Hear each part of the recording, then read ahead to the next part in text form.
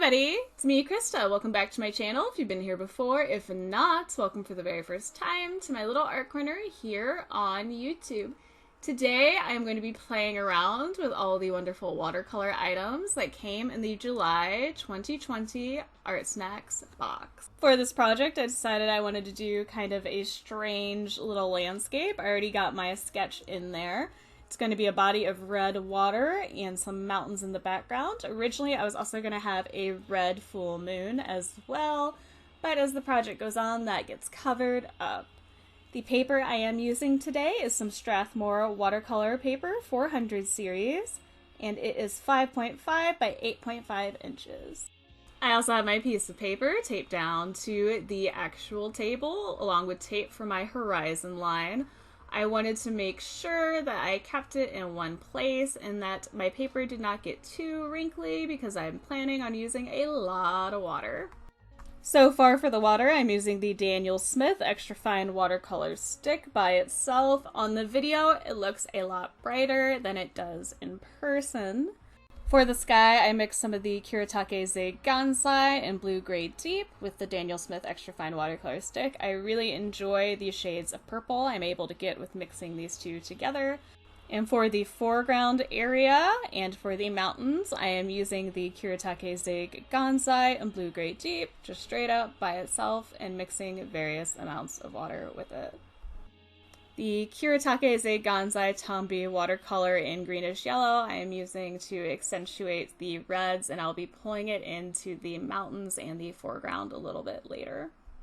Before starting the project, I spritzed my watercolor pans and palette with a water bottle, a spray one.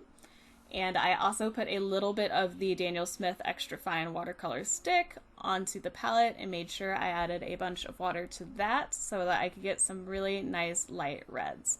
I'm starting with a lot of water and I'm going to be using less water as I go. I like starting with really light layers and then building up as I go. I'm deepening up the sky in the background using the Blue Gray Deep with very little water. I am actually surprised by how well this can cover other layers. A lot of watercolors are more sheer, and it's a lot harder to cover up any mistakes as you go. These Kuretake ones are definitely more opaque, and even with the greenish yellow, when I was pulling it in for highlights, it was very intense, so I had to use a lot of water to help mute it down. I like the fact that they seem to be really vibrant and pigmented and that you can just affect how sheer it is by just adding a crap ton of water to it. I was also very impressed with how well the Kuretake watercolor pans and the Daniel Smith watercolor stick work together. I am looking forward to seeing how they play with the other watercolors I already have. I think they'll work very well with them.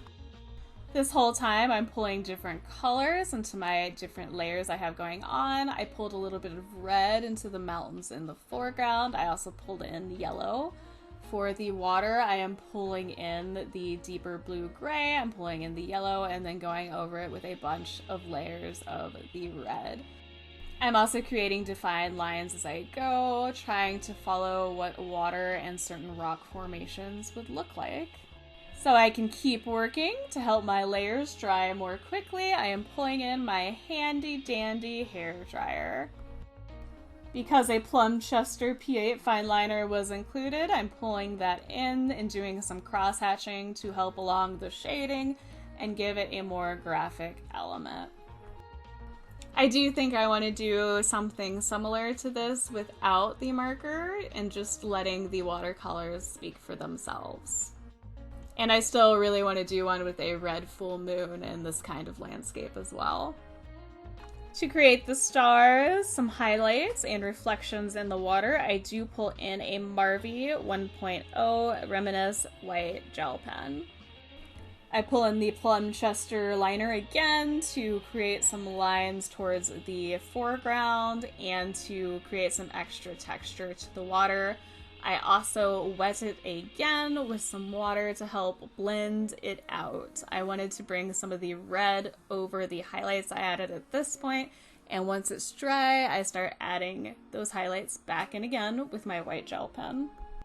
Overall, I really enjoyed this month's box. I enjoyed doing this project. I really love the Kuretake watercolor pans.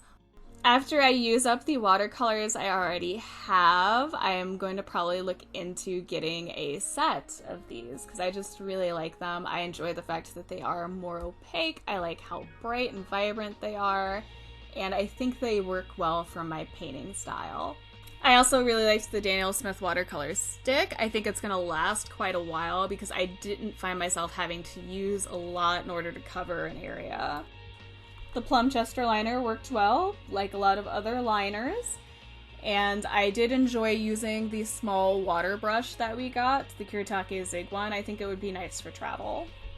But the project, and therefore this video, is pretty much done. If you liked it, please hit that like button. If you have any comments, questions, feelings, concerns, or you've used any of the items in this month's box, let me know all about it in that comment section down below.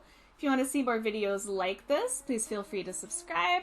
I do Artsnacks unboxings and projects once a month. As always, thank you so much for taking the time out of your busy day or night to watch this video and listen to me ramble. I greatly appreciate it. I look forward to hearing from you guys soon, and you'll definitely be hearing from me soon. Bye, everybody!